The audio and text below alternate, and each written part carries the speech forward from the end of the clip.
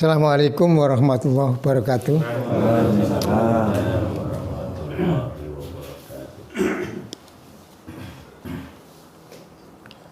Judulnya La Tantadir Ilal Waro. Kamu jangan melihat ke belakang. Tadzakurul madhi wat tafa'ulu ma'ahu wastighdharuhu wal khazanu lima'asihi humukun wa jununu. Mengingat masa lampau dan berinteraksi bersamanya serta menghadirkan masa lampau tersebut dan gelisah terhadap hal-hal yang sangat menyakitkan. Humukun wajunudun itu merupakan satu kebodohan, wajunun dan kegilaan. Artinya begini, semua orang itu mesti mengalami sejarah pahit. Entah waktu mudanya, entah waktu setengah tua atau mendekati tua, atau bahkan mungkin sudah tua. Itu pasti orang itu menjalani atau menemukan fase-fase yang di situ penuh dengan permasalahan hidup.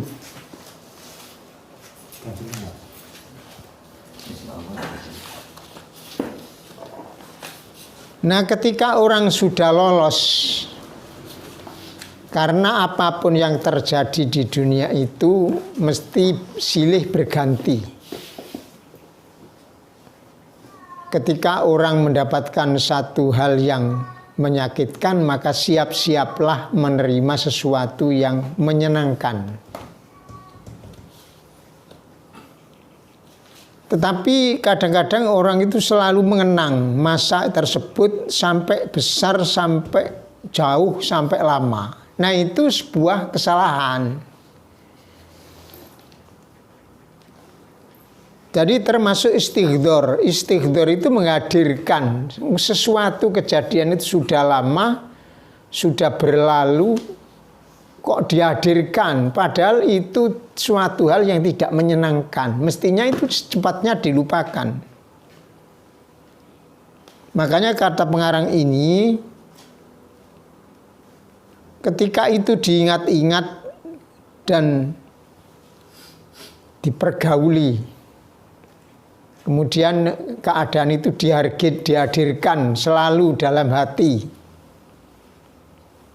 itu merupakan bagian dari humukun wajununu, satu kebodohan, ketololan, wajununu, dan kegilaan. Jadi orang seperti itu dianggap tidak waras. Uang susah kok diangen-angen. Mestinya itu kesusahan yang sudah lampau itu ditinggal, sudah berlalu, karena waktunya sudah enggak sekarang, waktunya itu sudah dulu, sudah kemarin. Itu harus dibuang karena enggak akan bisa kembali lagi. Wa qatlun lil irada wa tabdidun lil hayatil khadira, dan itu merupakan pembunuhan terhadap kemauan seseorang dan menghancurkan kehidupan yang mendatang. Jadi orang yang seperti itu akan mengisi otaknya atau jiwanya dengan hal-hal yang rusak, yang dengan itu tidak mungkin masa depannya bisa ceria, tidak bisa. Inna mulafal madhi indal ukola yutwa wala yurwa. Hal-hal yang menyakitkan, yang sudah lampau, bagi orang yang berakal itu yutwa itu harus dilipat, wala yurwal, dan tidak usah dibicarakan lagi. Yuhlaku alaihi abatan fizan zanatid nisyani. Dia harus ditutup di dalam sel kelupaan, di penjara, tidak boleh keluar dia, dikunci rapat, tidak boleh keluar. Artinya bentuk-bentuk kegelisahan dan seperti itu tidak boleh lagi mempengaruhi jiwa. Nah karena permasalahan kejiwaan maka tidak mudah. Ya kok kucing gitu kemudian disekap di rumah, dikunci, tidak bisa keluar. Kadang-kadang itu muncul lagi. Makanya orang itu harus pintar memanage pikirannya sendiri. Untuk pikiran-pikiran yang tidak menguntungkan seperti itu harus dikunci rapat di dalam sebuah sel. Artinya dia harus penjara, tidak boleh keluar. Dalam artian tidak boleh muncul lagi mempengaruhi pemikiran-pemikiran yang dengan itu nanti akan mempengaruhi kehidupan masa yang akan datang. Wa yusatu alaihi fala yarun nuro. Jadi diperlakukan seperti tahanan, dia harus ditutup fala yarun nuro, tidak bisa melihat cahaya. Li'annahu madha wantaha, karena hal tersebut sudah lalu wantaha dan berhenti di situ. Lal hazan yu'aituhu. Jangan sampai dia mengembalikan lagi rasa gelisah, memperbaiki lal hamma yuslihuhu. Dia tidak bisa yang namanya ham, rasa susah itu kemudian memperbaiki seseorang atau persoalan, nggak bisa. Lal gham yusakhihuhu.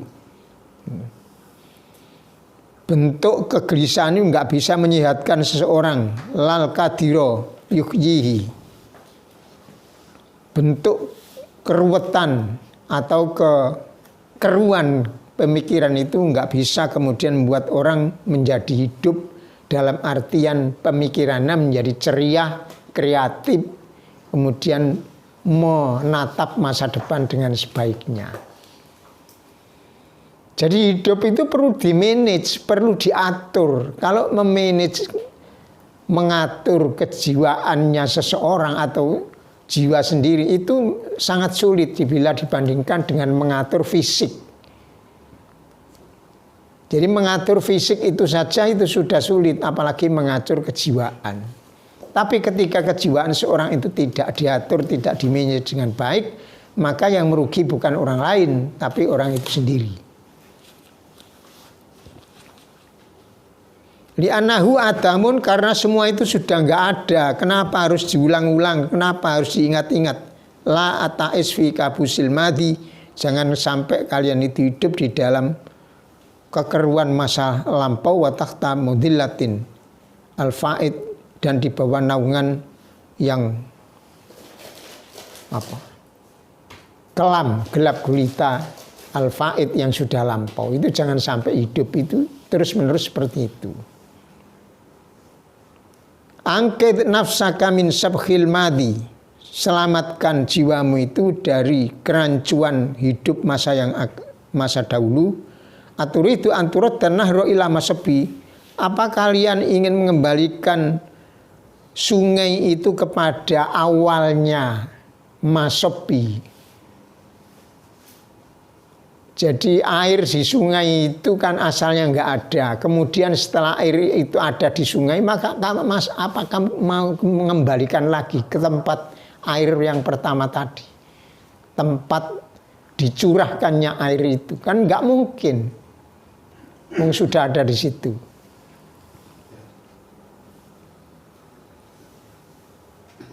Atau anturut desamsa ilama talaiha, mengembalikan matahari kepada tempat munculnya. Semua itu tidak mungkin. Watifla ila batni umi, atau ingin mengembalikan anak kecil yang sudah lahir kepada perut ibunya. Walabana ila sadji, dan air susu itu mau kamu kembalikan kepada punting susu, kan nggak mungkin. Wadam ata ilal aini, mengembalikan air mata kepada mata. Inna kapita faulika ma'al madi wakolaku kami waktiraku ka binarihi wantiraku ka ala tabi ja'al tali nafsika wad'an maksawiyan rohiban mukhifan mufzi'ah. Kalau itu sampai kamu lakukan, berarti kamu telah membakar dirimu sendiri, membuat dirimu menjadi goncang, dan meletakkan kepada tempat-tempat yang jahat, yang jelek, rohib, yang sangat menakutkan, dan mukhifan mufzi', menggelisahkan. Jadi nggak ada permasalahan seruet jiwa manusia itu nggak ada. Makanya kenapa jiwa seseorang itu harus diatur sedemikian rupa, dan ketika orang sudah nggak mampu dipasrahkan kepada Allah Subhanahu wa Ta'ala dan banyak-banyak beriktimat, banyak-banyak bersandar kepada Allah Subhanahu wa Ta'ala, karena jiwa itu ruwet urusannya. Ketika jiwa yang ruwet itu tidak mendapatkan rahmat dari Allah Ta'ala, maka akan menjerumuskan orangnya ke dalam lembah yang tidak disenangi. Al-qiraatu fi daftaril madi diyaun lil khadiri. Baca daftar atau buku yang telah lampau yang memuat hal-hal yang tidak menyenangkan itu diyaun lil khadiri, itu berarti memusnahkan masa depan. Wa tamzikun lil juhdi, dan mencabik-cabik semangat, wanasafun lisaati rohina, dan menghancurkan waktu yang mestinya bisa digunakan untuk hal-hal yang baik. Dzakarullahu al-umama wa ma fa'alat. Allah menyebutkan dalam Al-Qur'an kepada umat-umat yang dahulu wa ma fa'alat, dan apa yang ia lakukan dengan firman-Nya tilka ummatun qad khalat. Ya, Allah dawuh, Allah berfirman, tilka ummatun qad khalat. Umat-umat itu sudah lampau. Berarti sejarah masa lampau itu dikenang hanya untuk iktibar, untuk diambil pelajaran, tidak untuk membuat gelisah lagi.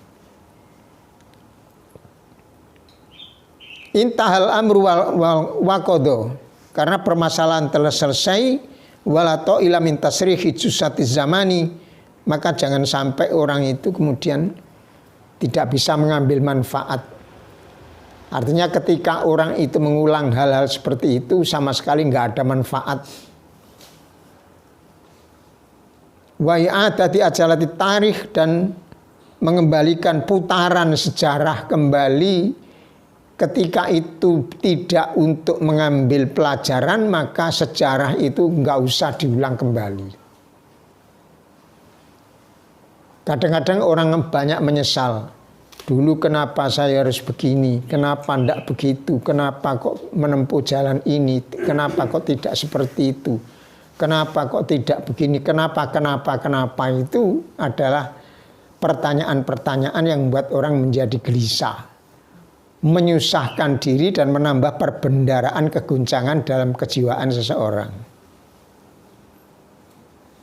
Innaladzi ya'udu lil madi, sungguhnya orang yang kembali kepada masa lampau, kalladzi yathanut takhina wa huwa madhunun aslan, itu seperti orang yang yathanut takhin, melembutkan tepung, wa huwa madhunun aslan, padahal dia sebetulnya itu sudah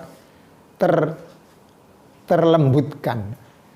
Tepung terus dilembutno maneh. Apa artinya? Ya tidak ada artinya, wong tepung yang namanya tepung itu sudah lembut.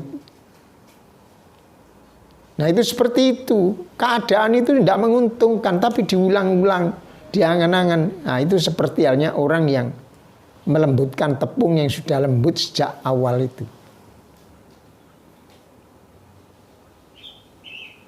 Wakaladhi yang suruh nasarotal khosab, atau seperti orang yang menggergaji gergajen. Nah, gergajen itu kan namanya gergajen itu sudah lembut, nah. Terus digergaji. Terus apa maknanya? Ya dapat payah, tidak dapat apa-apa, justru malah memayahkan diri, membuat menjadi melarat. Karena gergajen kok digeraji itu gimana maksudnya? Kalau digeraji itu mesti kayu yang masih utuh, atau hal-hal seperti batang apa, stik yang butuh digergaji ya digergaji. Lalu itu gerajen kok digergaji gimana?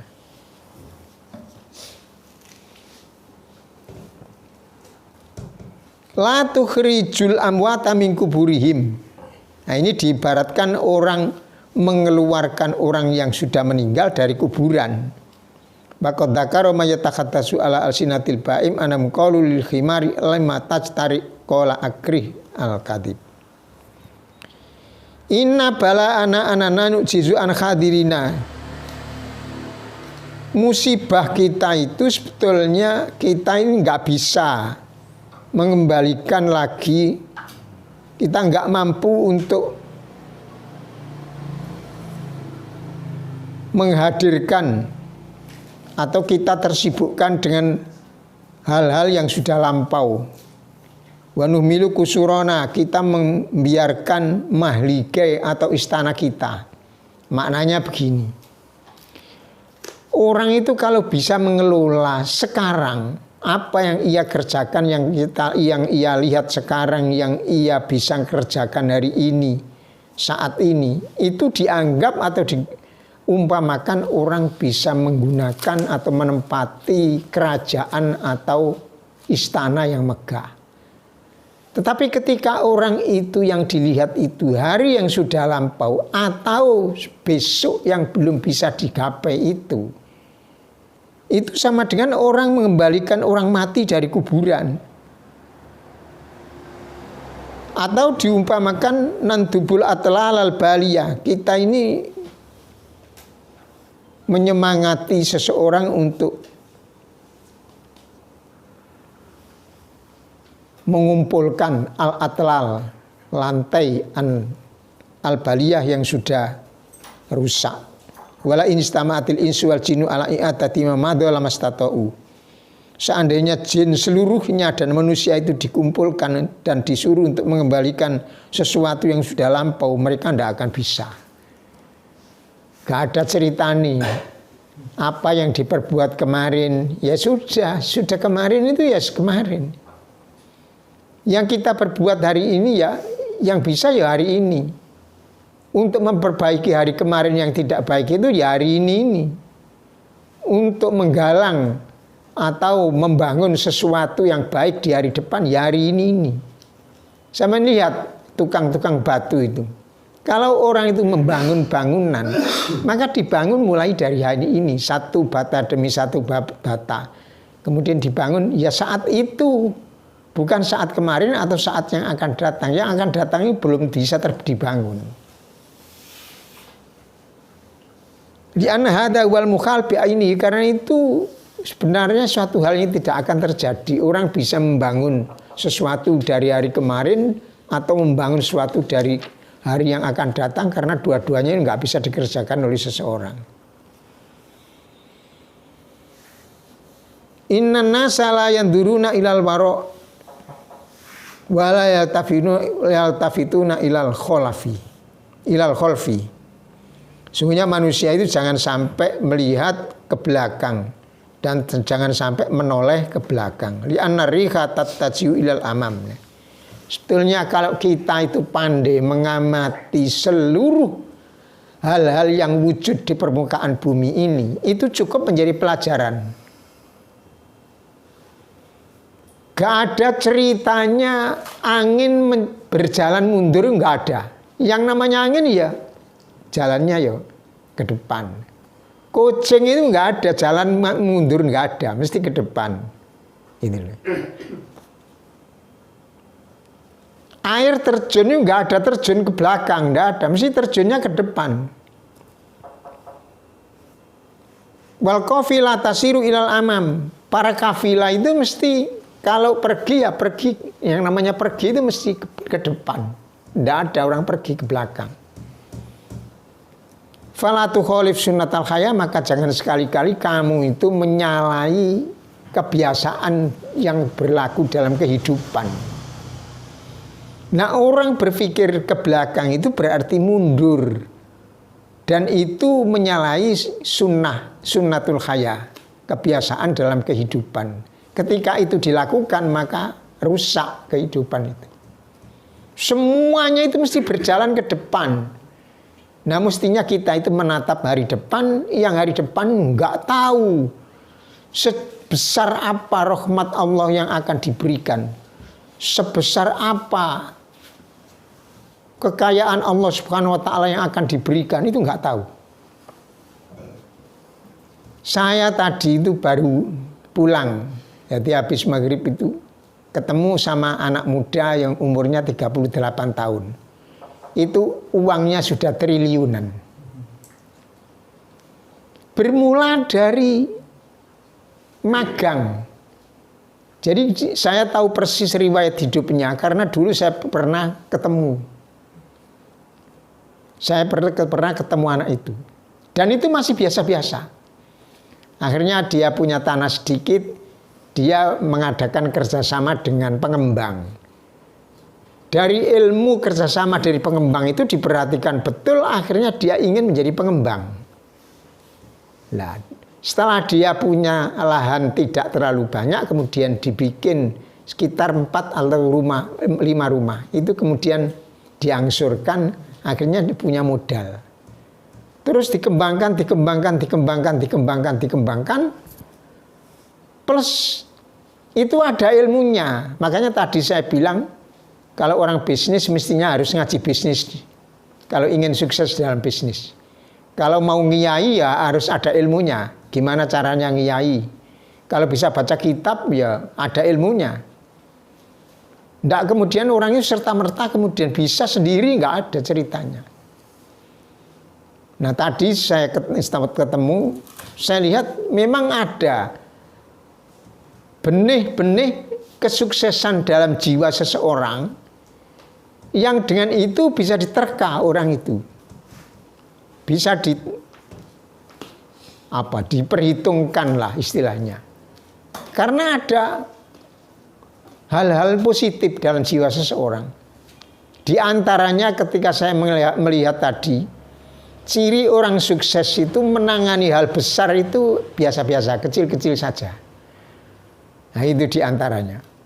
Sementara kebanyakan orang menangani hal sing agak besar itu sudah banyak kekhawatiran nanti dibayangi dengan kegagalan dan sebagainya. Anak ini enggak, biasa-biasa. Dan mempergauli orang seperti halnya dulu pernah saya terangkan, itu semua orang itu dianggap positif. Ketika ada 1-2 negatif dalam perjalanan itu biasa, itu bumbu kehidupan. Tidak semua orang dagang itu kemudian bisnisnya kemudian 100% bisa kembali uangnya. Tapi itu kan merupakan perjalanan hidup yang bisa diambil pelajaran.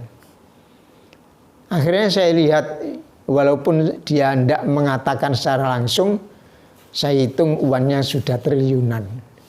Dan sekarang levelnya tidak lagi bergaul dengan anak-anak kecil, dengan orang-orang yang umumnya, tapi orang-orang yang sudah punya potensi untuk mendukung keberhasilan hidup keduniaannya.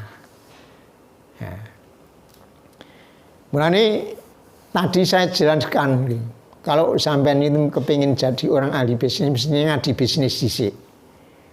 Tapi mergo kakek ilmu sing kudu dipelajari, akhirnya bingung sing di. Iki kepingin berhasil, sing iki kepingin berhasil, iki kepingin berhasil. Lah kuwi sing ndi. Makanya sampean kalau tidak mengapling diri ya siap-siap ketinggalan. Kalau tidak siap-siap mengapling diri, ya itu kapling mau sampean itu mau pergi kemana, jadi itu harus ada. Jadi sekaligus nanti sampean menentukan saya beli tiket yang mana, apa tapi dadi kiai, apa tapi dadi pembisnis, apa dadi penjual jasa sing top, apa dadi pengembang, apa itu nanti ada ilmunya. Ilmu secara rinci maupun ilmu secara global, secara mujmal memang ada. Bagaimana? Ya pergauli orang yang paling sukses dalam bidang yang Anda ingin tiru. Abu Bakar itu persis di belakang Rasulullah.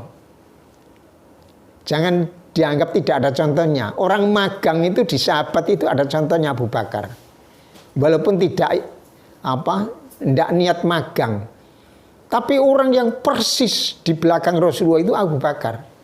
Sehingga ketika Rasulullah mengatakan A, Abu Bakar sudah jadi A. Mengatakan B, sudah jadi B. Akhirnya menjadi orang terbaik pertama kali, orang yang duduk pada level yang tertinggi setelah Rasulullah Shallallahu Alaihi Wasallam. Makanya dipilih oleh para sahabat menjadi khalifah. Nah itu. Nah kalau sampean juga ingin jadi seorang pembisnis yang sukses, yo, ojo bergaul mbek tukang dodol-dodol kangkung ngono iku, kapan sugih ngono. Ya kalau jual kangkung ya se-Indonesia ngono. Jadi itu ilmu secara umum, secara rinci itu memang harus ada juga. Nah itu merupakan sunanul khaya, jadi kebiasaan atau yang berlaku yang diciptakan oleh Allah Ta'ala dalam kehidupan ini. Termasuk cara berpikir tadi, ketika cara berpikir seorang itu tidak benar, maka akibat yang diterima ya tidak benar, nggak ada ceritanya. Berpikir tidak benar, mengharap hasil yang benar, nggak ada ceritanya.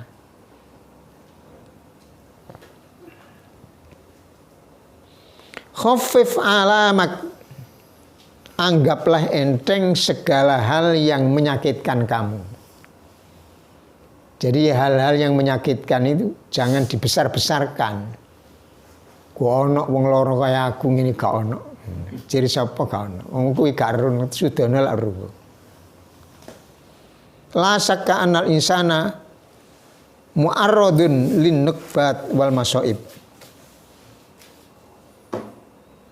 Manusia itu memang didesain untuk menjadi sasaran ujian, musibah. Walakinnahu la yang bagi ayat tasawwur anna dzalika huwa nihayatul hayat, tapi enggak boleh dia itu kemudian menggambarkan bahwa itu sebagai akhir dari kehidupan. Nek wis kena musibah, wah iki wis gak iso mlaku maneh iki wis piye? Gak iso waras maneh, iki piye? Saya itu punya teman dan itu pernah saya ceritakan. Sakit sudah 40 hari, jantungnya kena, ginjalnya kena, livernya kena, bangun saja sudah pingsan. Mengangkat kepala itu dari tempat tidur itu sudah pingsan. Akhirnya dibawa ke dokter spesialis penyakit dalam. Kemudian pada kesimpulannya saya tanyakan, ketika orang-orang yang besuk sudah berakhir, saya termasuk orang yang terakhir besuk itu, saya tanya, bagaimana menurut pendapat dokter? Katanya umpama saya ini dibikin sehat lagi, tidak bisa kembali seperti semula. Saya gini kan, berarti sampean melok dokter sing gak iman itu. Wah, Allah Ta'ala menciptakan baru lagi itu nggak repot. Jangankan menyembuhkan sesuatu yang awalnya itu sehat, kemudian sakit, kemudian disembuhkan lagi, itu perkara gampang. Akhirnya dia istighfar, astagfirullah, saya lupa. Gak pantas dadi kiai sampean aku. Loh iya, dia itu tokoh masyarakat. Karena mengatur diri nggak bisa. Dalam artian, Allah Ta'ala kok dianggap kayak dokter, atau dokter kok dianggap kayak Allah Ta'ala. Gitu.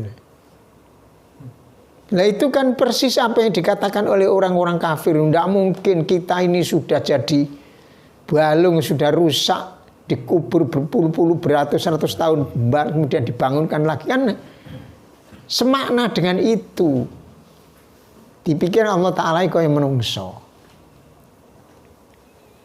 Maka jangan sampai membuat pemikiran itu yang negatif, tetapi kita harus mengupayakan bagaimana kita itu tetap berharap kepada Allah apapun yang terjadi, dan ketika ada sesuatu sandungan dalam perjalanan hidup itu jangan dianggap sebuah akhir kehidupan. Wa annahu al-wahid alladzi ubtuliya bidzalikal masaib, dan kalau orang itu kena ujian kadang-kadang dunia itu gak ono wong sing diuji kaya aku ngono. Kok iso muni ngono? Delok drijiku ilang siji. Lho, sak pirang-pirang wong drijine ilang 7. Karek 3. Delok kakiku isek siji, sak pirang-pirang akeh wong sing gak dikai kaki mbek Allah Taala. Delok rumah sakit. Saya tahu persis, saya punya teman, kupingnya itu enggak kedengaran. Kemudian dioperasi, itu diprotoli kuping. Diprotoli. Nah, untung waktu itu belum ada HP, seandainya ada HP tak foto nanti. Dia sudah nggak berharap lagi bisa mendengar karena apa? Ada masalah di lubang telinganya. Tapi setelah dioperasi, sekarang balik lagi normal kembali. Tapi lagi-lagi yang namanya manusia itu lupa terhadap zat yang memberikan kesembuhan itu seperti itu. Nah, pelajarannya jangan sekali-kali dalam kehidupan ini karena adanya masalah kemudian kita ini dianggap sudah berakhir kehidupan kita. Tidak usah seperti itu. Kita tetap harus rojak kepada Allah, punya harapan tinggi kepada Allah Subhanahu wa taala yang maha bisa segala-galanya. La tandur ila musibatika ala anha a'dzamul masaib. Jangan kamu melihat musibah atau ujianmu itu karena itu merupakan suatu musibah yang terbesar. Bal undur ila ma usiba bi ghairuk. Tapi lihatlah orang yang kena musibah seperti kamu yang lain, bukan kamu. Fasatijitu ana musibatakat tumathilu nuqtah fi bakhrin fi binisba ila ma usiba biha ula. Kalau kamu bisa seperti itu, maka kamu akan melihat ujian yang diberikan Allah Ta'ala kepadamu itu seperti satu titik yang ada di lautan. Belum ada apa-apanya. Fa'idha makusirat yaduka fandur ila makuti atyadah. Kalau ada orang itu patah, dipatah tangannya, satu tangannya, fandur ila makuti atyadahu. Lihatlah orang yang terpotong kedua tangannya. Kalau ada orang punya tangan satu, biar orang itu menjadi optimis, lihat saja. Saya kapan hari itu sempat tertegun waktu saya itu membeli jahe ke pasar. Ada orang itu ya tinggal ini loh, tempurungnya dua. Itu yang mungkin sampean juga kenal, saya nggak kenal gitu. Itu ya jalan biasa pakai sepatu karet itu. Dan dia ya bisa tertawa, bisa saya gini. Lah ya orang yang seperti itu seperti bisa ceria, kenapa saya harus susah? Saya diberi Allah Ta'ala lebih sempurna dari dia. Nah kalau seperti itu berarti kita ini nggak syukur. Syukurnya itu kalah dengan orang-orang semacam itu. Wa idza ma usibat bimalika fandur ila man la yajidu ta'ama li nafsi au ilyali. Kalau Anda itu diuji dengan harta Anda, maka lihatlah ada orang yang untuk makan sehari saja kerepotan. Untuk makan dirinya sendiri dan untuk memberikan makan terhadap keluarganya dia kesulitan. Padahal kamu punya harta banyak, Mas ya. Wa idza maridta syahrun aw syahrini, kalau Anda sakit 1 atau 2 bulan, fandur ilaman maradahu mustamir la yaqta'u.